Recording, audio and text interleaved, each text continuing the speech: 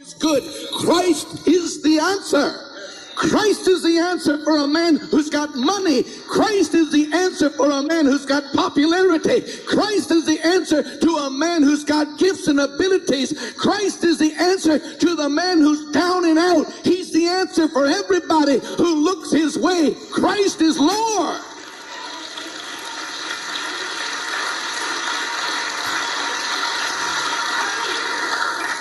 He went into a far country. He got rid of all the pressure that was his. And he came back to the Father's house. And the Father met him. And the Father blessed him. But remember,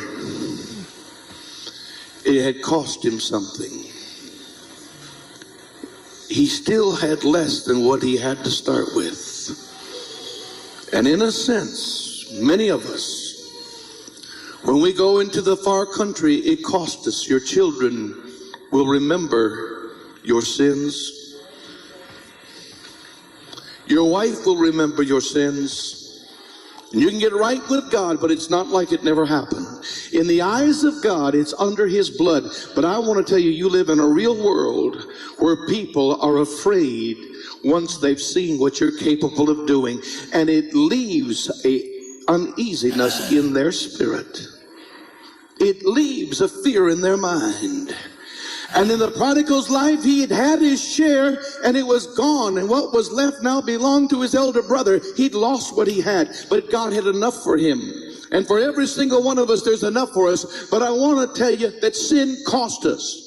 Somehow we believe as long as we keep getting back here on Sunday that it's not costing us. It cost us. If your life's been filled with sin this last week, it's costly. It's costly. It's costly. If nothing else, you think that you can manipulate the system. And I don't mean this to make you look bad, but we get it into our mind. As long as we get back to church, as long as the Father hugs us, as long as he puts a ring on our finger, as long as he puts that beautiful garment on me, I don't have no problems.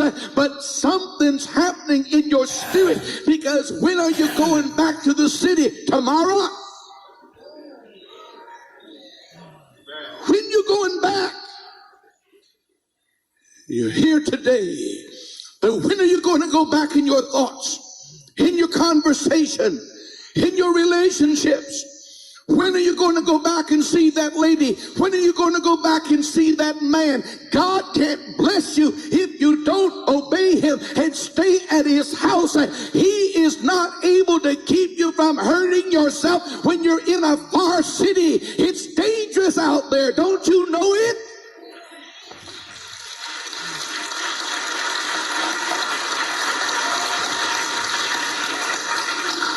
It's so good to get to the Father's house.